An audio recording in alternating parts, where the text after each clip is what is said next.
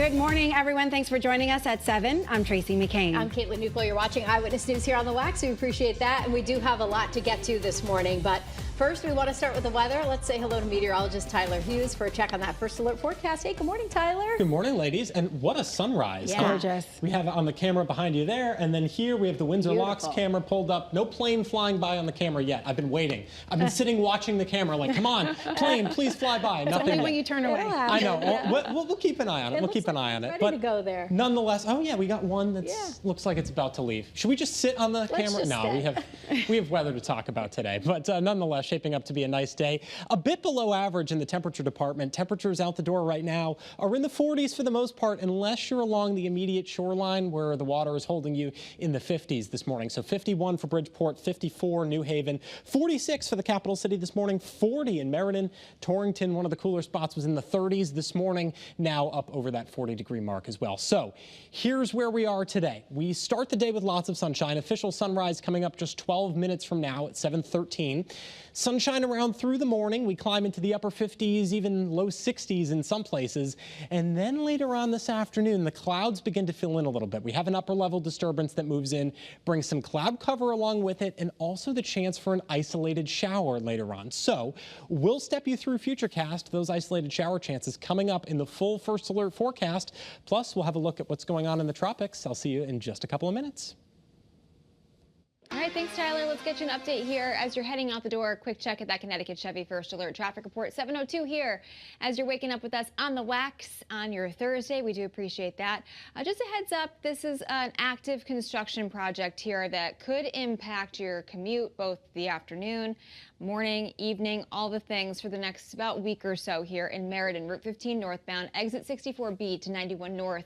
That ramp is closed, so that interchange is going to be very tricky. We do have all the details on how to get around that. It's going to take you some extra time, but that's all up on the WFSB app, so make sure that you're checking ahead if that's where your commute takes you.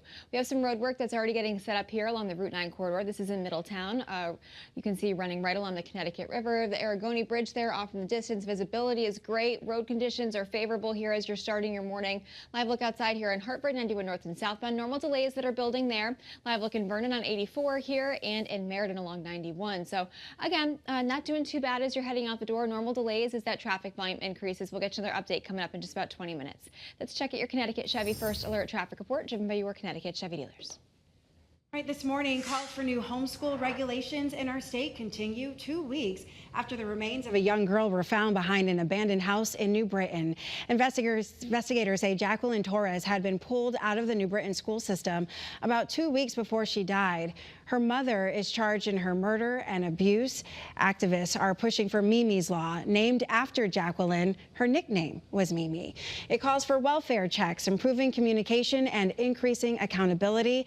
Homeschool advocates say they are being unfairly targeted. And this morning, a family is mourning the loss of a Mansfield woman who died in a house fire Tuesday night, just a week before her 80th birthday. 2 other people who were inside did make it out, thanks to the deputy fire chief who ran inside to rescue them. The deputy chief was taken to the hospital for burn injuries, and 2 other firefighters were hurt as well.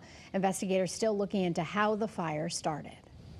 Today, hundreds of housing advocates are expected to gather at Foxwoods for this year's Connecticut Housing Conference. Developers, architects, and financial experts will discuss ways to expand the state's housing supply and lower costs. State leaders are looking for new ways to solve this housing shortage after Governor Lamont vetoed a bill over concerns local leaders losing control over development plans.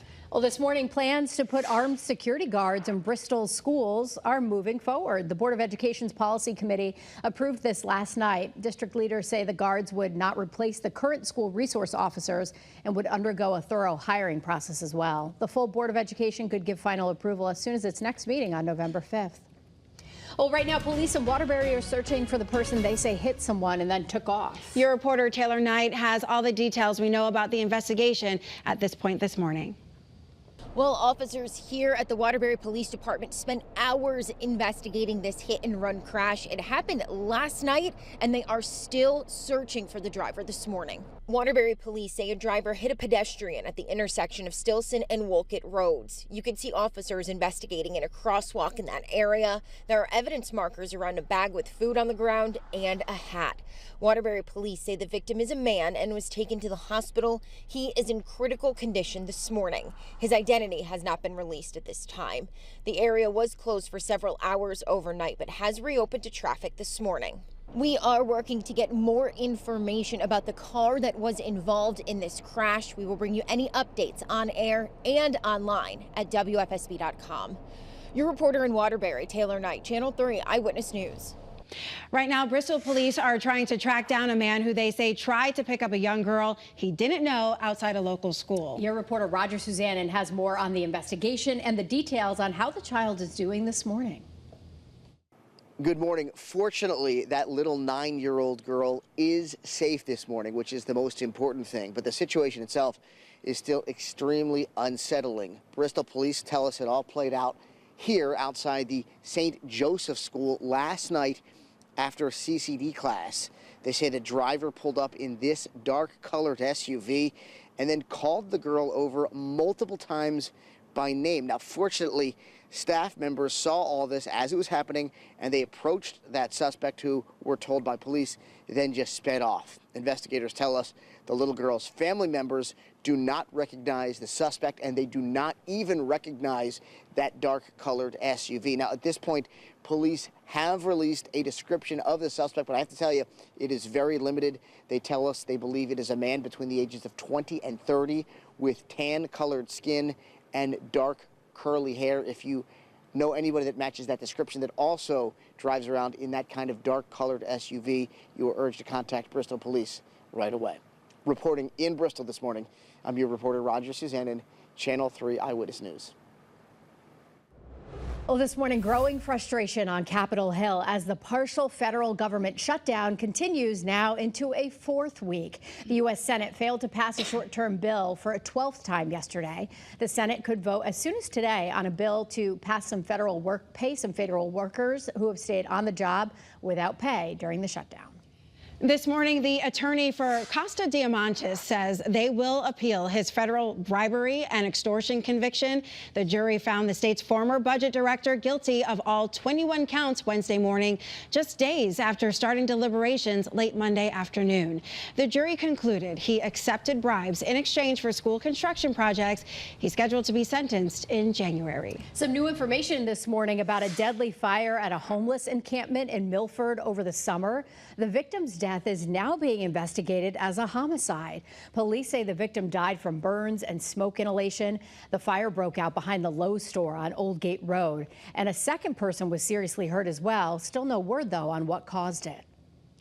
Well, this morning we're getting our first look at how many people have taken advantage of early voting in this year's election. Early voting started Monday, and according to the Secretary of the State's office, more than 24,000 ballots have already been cast. Stratford, Milford, and Hamden have seen the highest turnout, with more than 500 people already voting. Early voting continues through next Sunday, November 2nd. All right, today in Groton, state leaders will highlight a program to train the next generation of wastewater management workers. L.T. Grasso Technical High School has partnered with a water management company to bring environmental technology into the classroom. Supporters hope it will address an industry-wide shortage and help prepare students for the future. New this morning, a driver is recovering after a rollover in North Haven, sending a vehicle crashing into a utility pole. Take a look here at the picture. This is actually from the town's fire department. You can see the car on its side with the pole leaning against it. So the driver was actually pulled from this vehicle, taken to the hospital. They are expected to survive, but officials say the seatbelt likely saved that driver's life.